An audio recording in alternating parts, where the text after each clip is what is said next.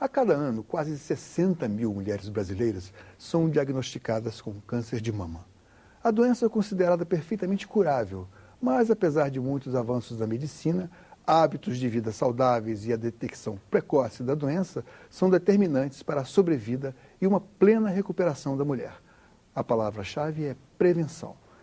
A senadora Ana Amélia não só tem cobrado das autoridades do sistema de saúde, como também é autora de iniciativas importantes. Ela propôs e conseguiu que os planos de saúde forneçam os quimioterápicos para pacientes ambulatoriais. E o Dr. Rufo, presidente da Sociedade Brasileira de Mastologia, vem mais uma vez ao Cidadania falar sobre o tema. Sejam bem-vindos. Obrigado.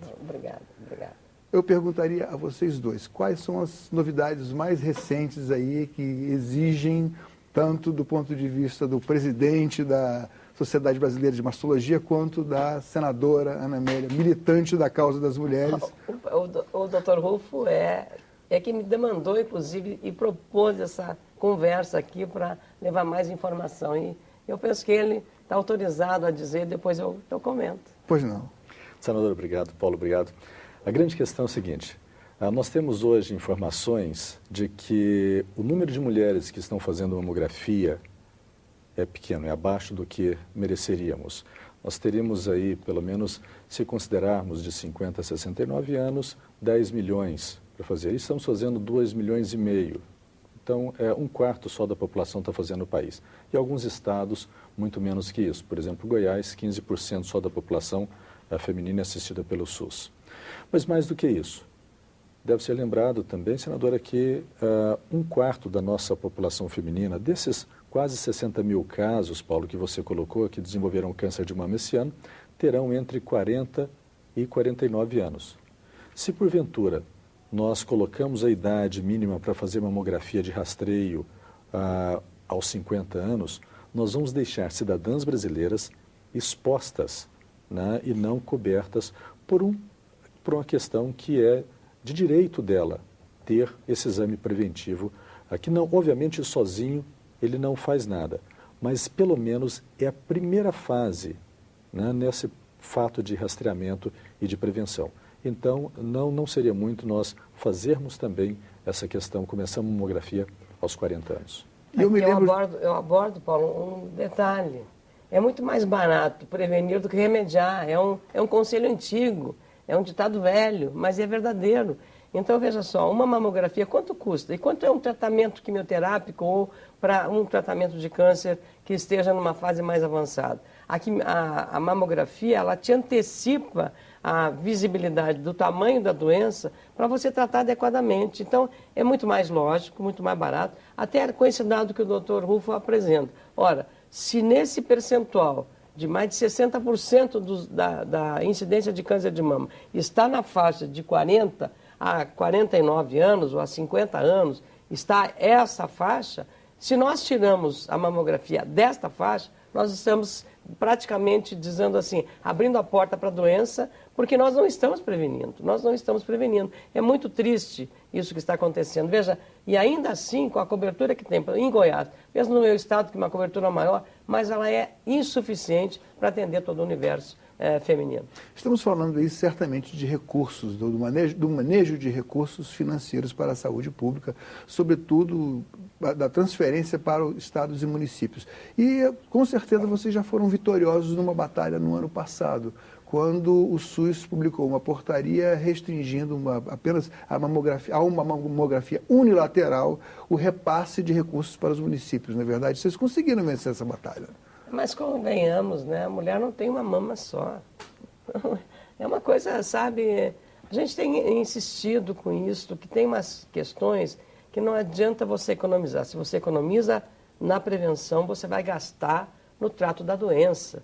Não tem, essa é a lógica. Então, eu lamento profundamente. A gente fez um PDS, eu fiz o PDS 2 para cancelar essa norma do ministro, até o ministro Quioro, logo que assumiu a bancada feminina na Câmara e no Senado, fomos ao ministro, foi a primeira demanda que as duas bancadas levaram a ele.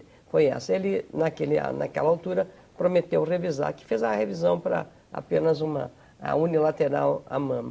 E é preciso, de fato, compreender a relevância que tem a prevenção nesse processo. Então, não há como. Aí tem, claro, mulheres antes de 50 anos em algumas condições. A mulher que tenha, no caso familiar, eu, por exemplo, sou obrigada a fazer. Eu tenho caso, tenho 2 irmãs, perdi uma irmã com câncer de mama. Outra irmã foi vitoriosa, que nós chamamos quando supera o câncer.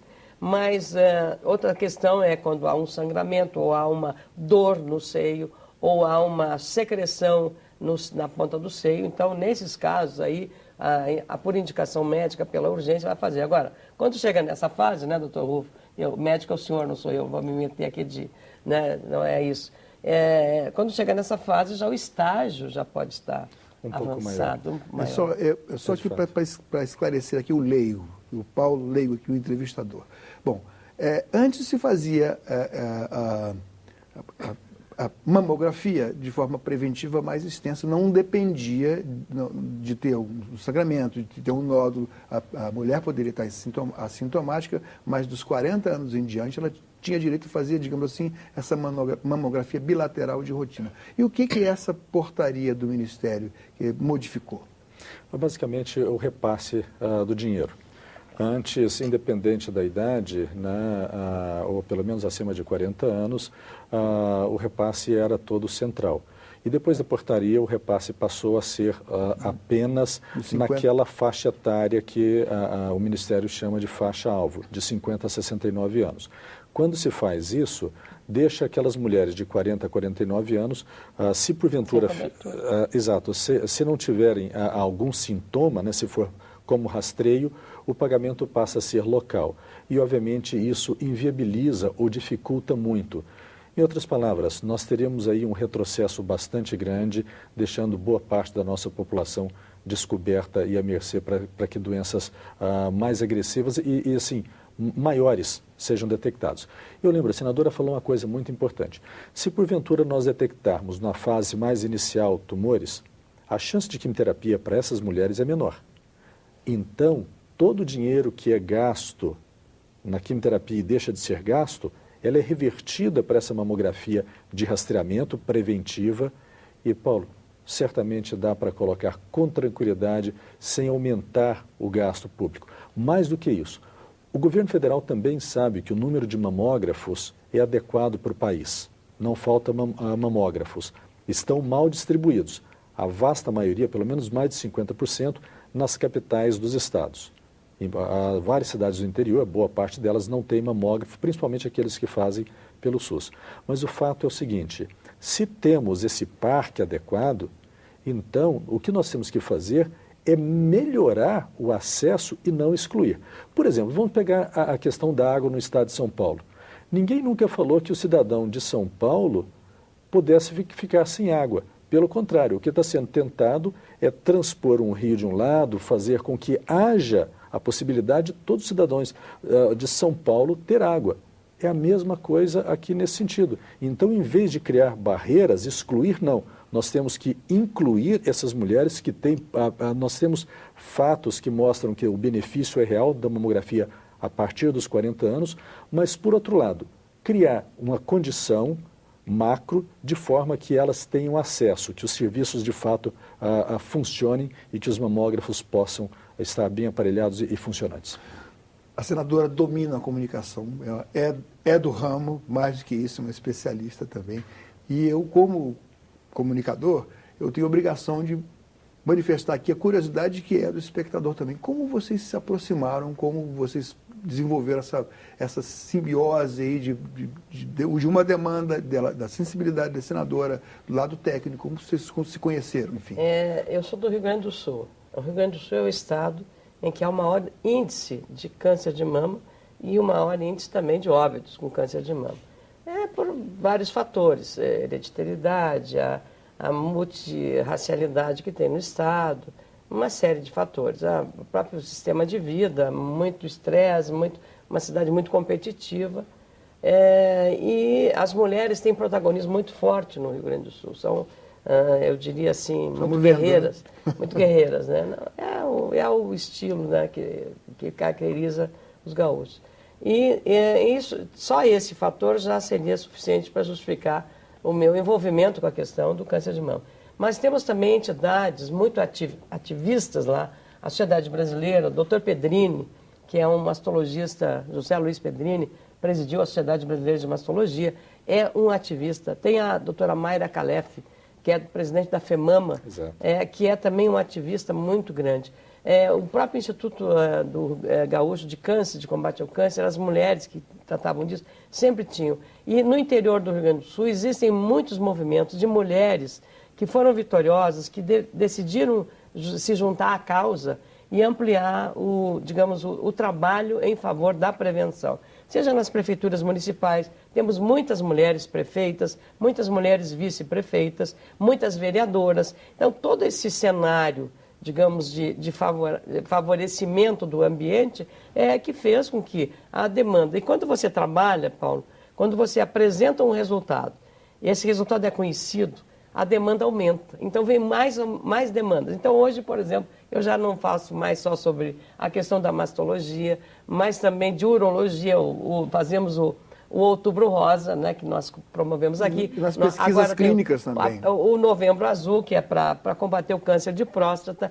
E agora, também as mulheres, de novo, lá, da questão do câncer do intestino, que é um câncer muito insidioso, que vem lá do Rio Grande do Sul também. Então, quando você é notado cuidando dessa área, você é, de novo, demandado. Então, mais gente bate a porta, mais médicos, mais pacientes, mais todos, né? Então, doenças raras, doenças que precisam de tratamento especial. Claro, a quimioterapia oral também me deu uma visibilidade, que foi a referência que o Paulo fez. Eu sou autora do projeto, já sancionado, já em vigor, já referido pelos oncologistas, que determinou a obrigatoriedade que os planos de saúde... O PLS 200, né? Não, esse é pesquisa clínica. Pesquisa clínica. Que já está em vigor, esse meu projeto, que a presidente Dilma sancionou sem vetos nenhum, que o cliente que tem plano de saúde, o plano de saúde para o seu cliente que tiver câncer, homem ou mulher, ou que tipo de câncer, ele terá que pagar a quimioterapia oral. O remédio que é tomado, né, em que antes era só a quimioterapia convencional. Convencional, que tem que ir lá para ir para uma clínica para fazer. Esse não. É claro que eu entendo, são medicamentos mais caros. Agora, isso também, a tendência, Paulo, do ponto de vista médico, o doutor Rufo pode dizer melhor que eu, porque a gente ouve muito, a gente tem feito muita audiência pública, e a tendência é que daqui a 15 anos, 85% do tratamento de câncer seja por quimioterapia oral. Mas a senhora também cobrou que o início, que dentro do SUS, uma vez diagnosticado o câncer de mama... Sim, esse é um projeto, é um projeto que eu fui relatora a esse projeto, trabalhei para ser aprovado, que é o chamado a lei dos 60 dias, que o SUS tem que iniciar, detectado, diagnosticado câncer, em 60 dias tratar. Mas eu acho que ainda na mastologia, aproveitar o doutor Rufo aqui, eu fui relatora também de um projeto da deputada Rebeca Garcia, muito interessante, muito importante. Quando a mulher tem câncer, ela tem que fazer a mastectomia, que na verdade, o que é essa palavrona? É tirar o câncer, é tirar o seio, né? Tira o seio, né? Exato. E isso é uma mutilação, né? O doutor Rufo sabe disso. É uma mutilação. E o seio é uma parte estética do corpo feminino, né? É uma parte da composição da natureza da mulher. Isso provoca na mulher uma depressão também, né? Quer dizer, ela tem o corpo mutilado, numa peça que é um símbolo também da feminilidade. E aí, com essa lei, quando há condição médica, no mesmo ato cirúrgico que tira a mama contaminada com câncer, reconstituir a mama. Sendo possível, reconstituir. Reconstituir.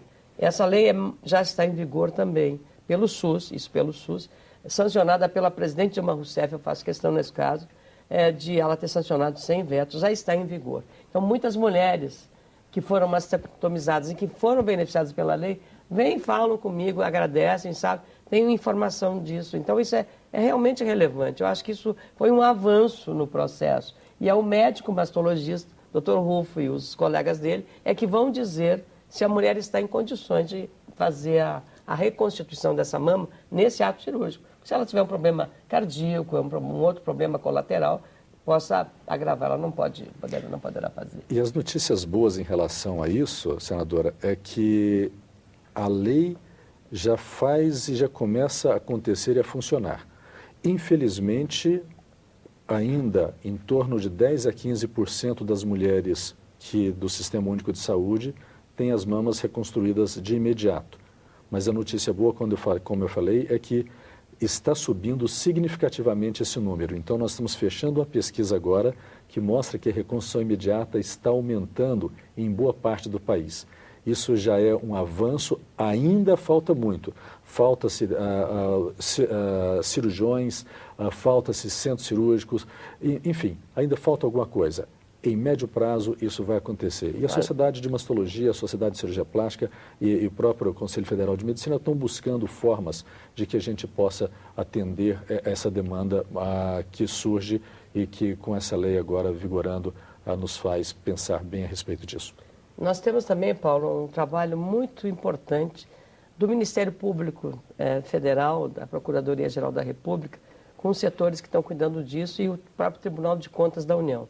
Eles estão fazendo auditorias para ver exatamente se o recurso é aplicado, se a lei está sendo implementada. E temos trazido para esse debate na Comissão de Assuntos Sociais. Então, é uma forma de você também, não só fazer a lei, entrar em vigor, acompanhar, lutar por ela, ver a eficácia dela, mas também acompanhar a implementação da lei. Porque a lei dos 60 dias, ela está andando, eu diria, em passo de tartaruga.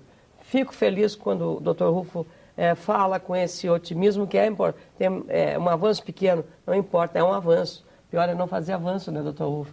Então, nesse caso da reconstituição da mama. Agora, precisamos avançar, para mim, fundamentalmente, na questão da mamografia. Claro, melhorar também a estrutura hospitalar, médico-hospitalar, para fazer a reconstituição. E que o SUS comece a tratar o câncer em 60 dias, porque essa é uma doença muito, muito complicada. Se você não começa logo o tratamento, você às vezes, em vez de dar um atestado como é que se chama, de alta do paciente, você dá um atestado de óbito. Então, é muito triste, Paulo. Eu espero que essa dupla continue na tabelinha aí para o bem das mulheres do Brasil. Mas a gente deve aos médicos, né? Eu tenho um respeito enorme à classe médica. Eu lamento muito que no ato médico, quando se discutiu essa matéria, uma profissão tão importante, né? Eu tenho que tratar sempre pelo geral. Não se estigmatizou. Eu acho que todas as especialidades, oncologia, a mastologia, urologia, cardiologia, agora também tivemos problemas com órteses e próteses, né? Traumatologia e também a ortopedia. Então, vários setores, né, que nós temos que juntos trabalhar. E eu tenho um grande respeito, parto do princípio de que todo mundo é honesto. Muito obrigado pela presença de vocês aqui. Espero que voltem sempre. O programa está de portas abertas. Obrigada. Olha, Paulo, você que foi médico na sua formação inicial e agora como jornalista numa TV pública, que é a TV Senado. A área de comunicação do Senado está desempenhando um papel muito relevante. A audiência é muito alta da TV Senado e eu acho que isso é um compromisso que nós temos. E aí devemos a isso a toda a equipe da TV Senado e ao presidente Renan Calheiros, que tem dado, apesar das dificuldades do ajuste no controle do gasto, um espaço para a TV. Então, muito obrigada também por isso e faço agradecimento em nome do Dr. Rufo, porque ele que pautou essa matéria novamente. Obrigado mais uma vez. Prazer. Cidadania agradece a presença da senadora Ana Amélia e do Dr. Rufo, presidente da Sociedade Brasileira de Mastologia. Mande suas críticas e sugestões para nós. Ligue para o Alô Senado 0800 61 2211 ou acesse www.senado.leg.br/TV. Obrigado pela atenção e até o próximo Cidadania.